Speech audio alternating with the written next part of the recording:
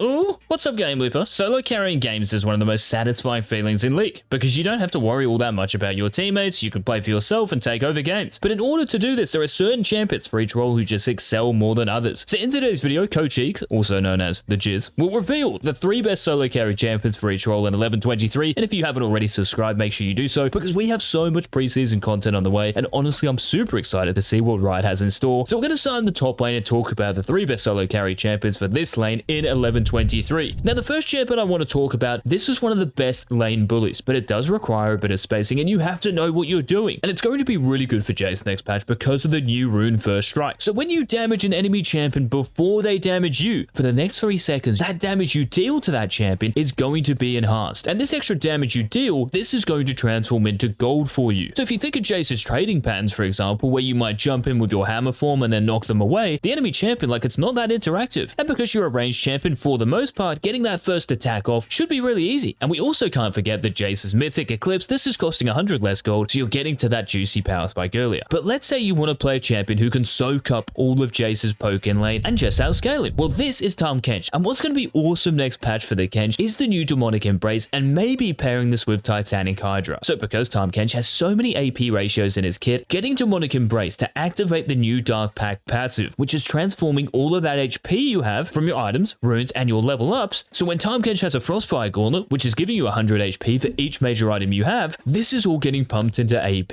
You are not only going to be really tanky, but you're going to deal so much damage at the same time. I mean, if Tahm Kench didn't already deal a lot of damage before the next 2 weeks, guys, this is definitely going to be abusable. But the most abusable top laner of them all, no surprises here, this is going to be Camille, and it's with that darn Divine Sundra Mythic again. This is heads and tails above every other fighter bruiser Mythic in the top lane at the moment, and even though Camille isn't one of those melee champions who might make use of the new lethal tempo rune, and it might be harder for you to navigate out of the early game as Camille, but once you get to your Sheen and then Divine Sundra, who is going to stop you? Your scaling is off the charts, and because lots of items are giving more HP, even in the top lane, like Sunfire Aegis is giving HP in its mythic passive, same thing with Turbo Chem Tank, and lots of AP items, so if you're going against a Mordekai's or an Akali, these are giving more HP as well. So with Divine Sundra, you are going to do a heck of a lot of damage, and even more so than you already are. Now let's head to the bot lane and talk about the 3 best AD carries for solo carrying. Now the first one I want to talk about is Senna. And you might think, how is Senna a solo carry? Like, you're pretty vulnerable in the early game, you're not the best champion, but here's the reason I like Senna. There are so many build paths you could go, and these are all buffed. So if you think of going Eclipse, this is 100 gold cheaper. If you think of going something a little bit whack with Titanic Hydra and then Demonic Embrace, yes, because Senna scales off AP as well, and you also have a lot of rune choices. So if you were to go this tankier setup, you might opt for Grasp the Undying, and with the Resolve tree, this is going to give you more HP. Or if you're going lethal tempo, you might look for a more offensive setup with Eclipse and Muramana. Same thing with First Strike as well. This would enable you to scale, so even if you do get bullied in the early game and you don't do that well, you still have something to fall back on. And if you really want to be a Chad running Hail of Blades, well, that is just another level. But let's say you want to play a more dominant early to mid game champion. Well, for Misfortune, because Eclipse is costing 100 less gold, and with the new First Strike rune, watch this clip. Obviously, this is exaggerated because these dummies don't have any resistances, but the amount of gold I get from just pressing R is like 1,000 gold. Like, are you serious? From just pressing R and abusing this new rune? Like, this does not look balanced. So even though Ghostblade might be costing 100 more gold, like, who cares about this? Eclipse is going to come around sooner, which means you'll probably still get Ghostblade sooner because you can get more kills and assists with Eclipse. And because Misfortune's channel time for her ultimate is 3 seconds, this is the same as First Strike's debuff. So I can see this getting played so much. And with your Make It Rain as well, it's very easy to get the first attack off in the bot lane, so even until level 6, you will just be accruing gold through this new rune. But maybe one champion, even though she did get hotfix nerf in 1122, is Xayah. Now the reason for this is that people are playing Lethality Xayah with Eclipse, 100 less gold, and taking Airy as their keystone with a Q-Max. And this has seen Xayah's win rate go from 47% to like 51, 52% across the board in just a few weeks. And because the only thing that's changing for Xayah next patch is a buff to her mythic item Eclipse, it's just going to be another really good patch. And you might even consider in some games getting Axiom Arc, which is the new lethality item, which is costing 3,000 gold, and it's reducing your ultimate's cooldown by 25% for pretty much each kill and assist you get. So if you get 4 kills and or assists, your ultimate's cooldown is going to be back up. Like, how stupid, and it is the balance team, we shouldn't be surprised, does that sound though? Like, I can see this getting built and maybe even spam because it's going to be super busted. Now we're going to stay in the bot lane, guys, and show the support main some love here. 3 best solo carry supports. Now the first of these, I thought I'd give you guys a spellcaster, and this is Sona. Now I know Sona is really killable. Like, to be honest, as a Shaco player, when I see Sona, oh, I'm licking my lips. Like, it's so so good. But to be honest, it doesn't really matter how many times you kill a Sona, because she's one of, if not the best scaling support in the game. Once she gets to her Moonstar renewer, like that's all you have to do. And with a W max as well, it's super annoying to play against that champion who has a Sona next to them. And that's the good thing about playing Sona support. If your AD carry is feeding, and no doubt they will be, just run to your Viego jungle. Just run to your Yasuo mid. Just run to your Graves top. But do be a little careful roaming around the map because you are very killable. But once you stick to your strong champions, guys, in the mid to late game, it's actually really obnoxious to play against. But of course, the alphas of you out there will want to play hard engaged supports. And the best of these is going to be Rel. And what's really exciting for Rel next patch is the new Evan Shroud Mythic. So for just 2,500 gold, you're getting exactly the same stats as Locket, but you're getting a much better passive. So when you immobilize an enemy champion, that champion is going to take increased damage. So think about it. Rel's W, her E, and her Magnet Storm. That's 3 abilities that can actually proc this passive, and because all of these are AoE, just one big engage and you 100% win the team fight. Now to be honest, it's a bit like that at the moment because Rel is super strong, but just because of this mythic, she's going to be even better. But maybe one more support who might actually abuse this new Evan Shroud Mythic a bit better than Rel is Bard. Now I understand, Bard might not have as much CC in his kit, but the thing is, this champion just has way too much playmaking and roaming potential. And the funny thing is as well, with his ultimate, this actually procs Evan Shroud's passive. So let's say you ult 2 of the enemy carries. As soon as that chases ends, they are going to take increased damage from your teammates, which is really good. And if you can land your ultimates onto those key targets, just like for Rel, it's going to enable you to carry games harder. Now speaking of carrying games, I mentioned that Axiom Arc icon, the 25% reduced ultimate cooldown. Well, think about this, guys, on a champion like Qiyana, who can actually make use of all the stats it's giving you. So AD, lethality, ability aids, and the passive. Now for Qiyana, why I've recommended her in the mid lane is because of her AoE ultimate. So if you think about a team fight and you get your ultimate off and it hits like 3-4 enemy champions, as long as you get an assist on those champions you hit, your ultimate is going to be so close to coming off cooldown again, you can easily get another one off in a team fight. So there's just way more opportunity for these AD assassins, and in particular Qiyana, because of her AoE, to exploit this new item. Now it might be a little annoying because Crown of the Shattered Queen, the new AP mythic in the mid lane, this is almost like a Malzahar Banshee's Veil passive, and this is actually going to reduce your damage for a second and a half. So if you're trying to one-shot a Lux or a Syndra, some sort of range mage in the mid lane, it's actually a bit of a cuck. But just because of Axiom Arc, guys, and also because Prowler's Core is costing 100 less gold and the active is dealing more damage, Qiyana has to be mentioned in the top 3 solo carries. But cheers, I want to play an AP assassin. I'm sick of seeing these AD mid laners. Well, how about Kassadin? Everfrost is costing 400 less gold, and you're also getting some pretty interesting item changes. So Cosmic Drive giving you percentage movement speed and a phase rush passive, which is giving you extra AP. Really nice. The new Seraph Embrace is giving you cooldown instead of ability power, and it might sound bad, but do you really need that much damage on Kassadin? Like if you jump on a squishy target, you're going to kill them. It doesn't really matter how much AP you have, to be honest, and even if you needed some damage, well, how about going the new Void Star, which is giving you 5% more magic penetration. It might cost 100 more gold, but this definitely sounds worth it. Or you could get the new item Shadow Flame. So this is 3,000 gold, and this is like the Serpent's Fang for ability power champions. So if an enemy champion has been affected by a shield recently, you gain 20 magic penetration straight off the bat. And the lower the enemy champion is you're jumping on, you're going to access the maximum amount of magic pen. So the Fat Kassadin is getting a bit more utility through Cosmic Drive and the ability haste from Seraph's Embrace, and he's still going to deal easily enough damage to one-shot squishy champions. Here's another one you have to consider. But I think the easiest champion to solo carry on in 1123 in the mid lane will be Malzahar. Now whether you're going Airy as your keystone or first strike, so you're getting gold if you're E leeching onto these low elo mid laners who don't understand how you work, or you're just getting gold from hitting them at range with your Q, or just CCing someone with your ultimate, I just think it's the most feasible champion and role combination for next patch because it's so goddamn easy to make work. And not to mention the fact that Malzahar does so well into close range champions, and let's be honest, every game you're going to see a Yone, Yasuo, an AD carry who doesn't understand what range is, and we also can't forget that Demonic Embrace is getting a nice buff, so you're still dealing the same damage from the burn, but with the HP you get from your Rylai's, this is getting pumped into AP, and for a scaler like Malzahar, this means in that mid to late game you're going to deal more damage. Now speaking of late game champions, Karthus in the jungle is the first solo carry jungler for 1123 I want to recommend to you, and there's no real secret to it. Karthus with Liandry's Anguish and the new AP items, so Void Staff dealing more magic penetration, Shadow Flame being really effective against team compositions with shields, and you shouldn't discount the potential to go first strike. So each time you have your ultimate off cooldown, just press R and you're going to get free gold from hitting 5 enemy champions. Your Requiem as well will deal more damage as soon as it hits enemy champions, and for a scaler like Karthus, just like Malzahar, getting that gold is going to accelerate that amazing scaling you have. So it's a really chill way of playing, pretty cheesy, but no doubt it's going to be OP. But let's say you're not a fan of the cheese. Well, how about picking Zac? With the new Frostfire Gauntlet, it's going to deal AoE magic damage, and then pairing this with the new Demonic Embrace. Because remember, Frostfire Satisfier is giving you 100 HP for each major item you have. So the more HP you get, whether it's from Warmogs, the new Abyssal Mask, which is reducing nearby enemy champions' magic resist, all this HP over the course of a game, even from your level up and your runes. Like, I wouldn't be surprised if Zac started doing the most damage in games. In 1123, it's going to be that busted. But one champion who might have something to say about that is Rek'Sai with Prowler's Claw. Just like I mentioned for Qiyana, it's dealing more damage to the active, and it's also cheaper. So for a great early to mid-game champion like Rek'Sai, hitting this spike earlier, this is only going to be better. And you're one of the few Conqueror champions who can still use this rune because you stack it so quickly. And I also like the fact that Scuttle Crabs at the moment are 80% reduced experience, so there's less pressure on getting these crabs and fighting around them. Now, this might be a bad thing for Rek'Sai if you weren't one of the strongest early game gankers in the game, because fighting around crabs, for sure, Rek'Sai is very good. But because these mean less, this gives you more time to go around the map, ganking lanes and getting kills. And even in terms of putting pressure on the enemy jungler, you're a very strong level 3 champion, and if you can get the jump on them, it's just going to result in bigger leads and earlier wins. So those were the 3 best solo carry champions, guys, for each role in 1123. And if you did enjoy the video, please remember to leave a like down below, hit the subscribe button if you haven't already, and also make sure to check out the GameLeap website linked in the description and comment section. And until tomorrow's daily upload, this has been the